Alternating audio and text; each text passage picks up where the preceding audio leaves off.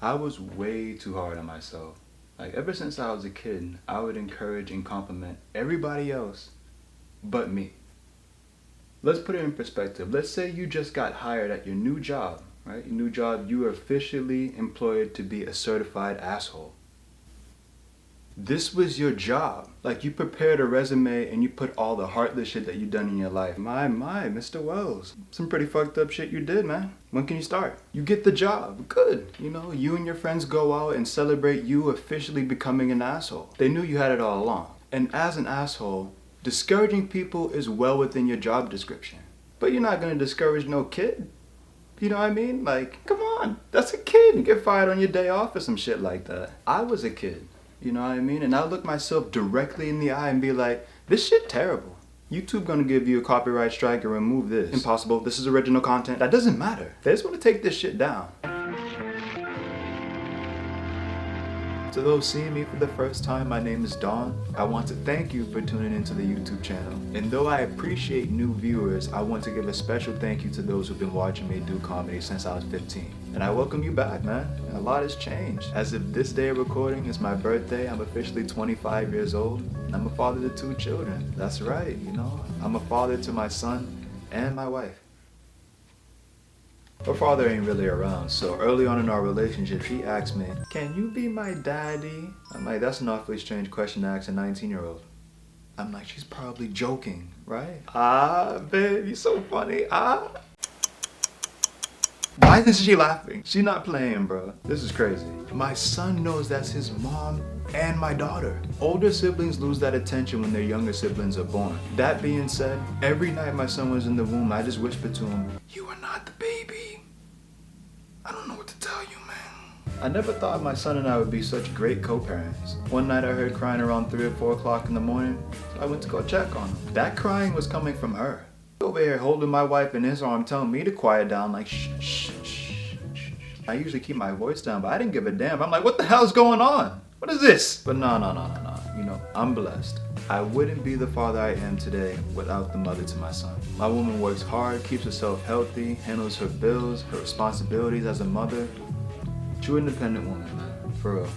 But I do love both my kids, especially my son.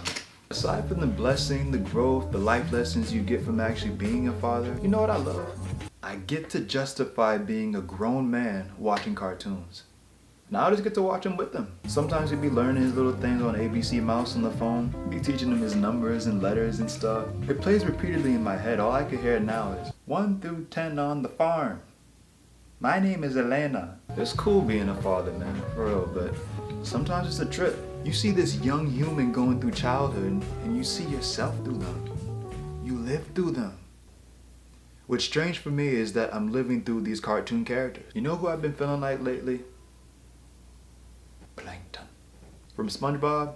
Plankton is nobody's boy. He got no friends. His only objective in the show is to get that secret formula from Mr. Krabs. That's nothing else. That's all he does. Of course, with him doing that, he gets kicked out the restaurant, but there's one time he got up at the front, like where Squidward is. He looked Mr. Krabs right in the eye and was like, "I demand the secret formula and you're gonna hand deliver it to me." Mr. Krabs was like, "Or what?" And he was like, "I don't know.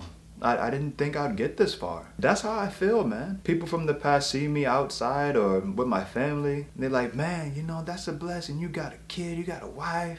Got a good job, you doing good, man. You look good, man. What's next?" I don't know. I didn't think I'd get this far. All I know is I'm a bit nervous about it. Even now, you may not be able to notice, but I'm very nervous right now. Even to put this video out. I was too nervous to even film with my family home. Taylor work full-time, cook, clean, pays rent on time. Micah's still learning his numbers, but even he pays rent on time. I told him, "Hey, you gotta do 1 through 5 on the farm. Out there in the grass." People be like, "Nah, man, chill, relax, you know, it's your vacation, just you home, just relax, man, have a drink." I'm like, "Yeah, man, you right. Too bad I don't drink." I could sit here and lie to you and say that I'm not drinking because I'm on my health, because alcoholism runs in my family and I'm trying to break a family curse. Or I can run with the whole woke narrative and say I'm against drinking because it's one of the numerous tools that the government uses to destroy the black community. All may be true, but if I use it for a personal reason, that would be bullshit. They could put one of those Billy Mays commercials and list all the benefits of drinking. I still wouldn't do it. Drinking stops receding hair. No. It adds a few inches to your manhood. No. You could tell her, wait, there's more. I don't care. I'm not gonna do it. So I don't do it. The real reason why I don't drink is because I'm an almost fight person. It's just something that I picked up on ever since I was young. When you see dark clouds in the sky, before you go outside, bring an umbrella. A few of our people going out, having a few drinks, I'm like, oh no. I can't even go outside. With my luck, I only heard about the fights happening after school. So that's how I ended up an almost fight person. I never knew how shit went down, so I just practiced on how to get out of the situation. You lucky they holding me back. You lucky they holding me back. You not gonna hold me back? Yo, we talked about this on the bus. Did you study the flashcards I gave you? Fuck, man. Can we do it again? And let me just make my point clear. It's not that I can't fight, okay? It's just, I just don't understand how it happens. At what point in this conflict-free disagreement did you just answer back by just starting to punch him in the face? That just doesn't happen. To my 5 or 6 year old mind, that was just the dumbest answer to me. You wouldn't have picked that answer if you was on Who Wants to Be a Millionaire, would you? Now Terrence, you and Irving are playing a classic fighting game against one another. Yeah. And he beats your ass. I mean, this shit is bad, bro. This wasn't one of them, he beat you 2 out of 3 or even first one up to 10. He beat your ass. And for the audience watching at home, according to Einstein's general relativity, you could have took the tension in the room and cut it with enough gas beat from this man's ass whoop. I mean, you made sure everybody in the hood could eat, but you can't even come back here, bro. Do you A, tell Irving good game, B, ask for a rematch, C, realize that you just had a bad game and you want to play outside, or D, beat the shit out of this little nigga and tell him to get out even though you beat up him in his own goddamn house? D. Fuck that. Terrence, I think you meant to say D, final answer. Final answer? Fuck that. Still got a free phone call here, Terrence. I don't give a fuck. $1 million on the line here, Terrence. I don't give a fuck. I am not afraid to fight. I didn't know how shit went down, so I only practiced how to get out of this situation. So I would just have this little scheme every time someone said some slick shit to me. And this scheme was, yeah, those were the magic words for me.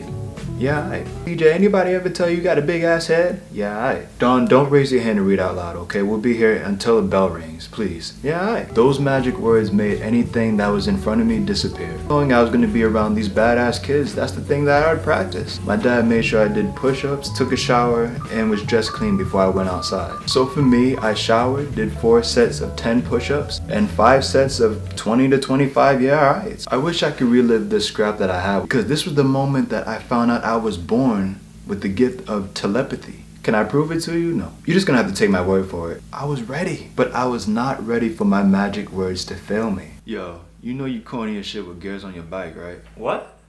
I know you ain't talking about my bike. And what if I am? I'm just saying, you can't talk about my bike with your bike looking as old as it is. Yo, watch your mouth. You don't know nothing about this. Now, I know you're not pulling up in front of all these people on a damn horse.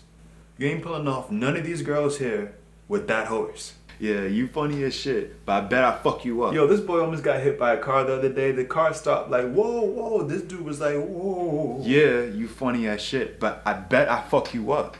Yeah, alright. What, nigga? This was the telepathy that I was telling you about.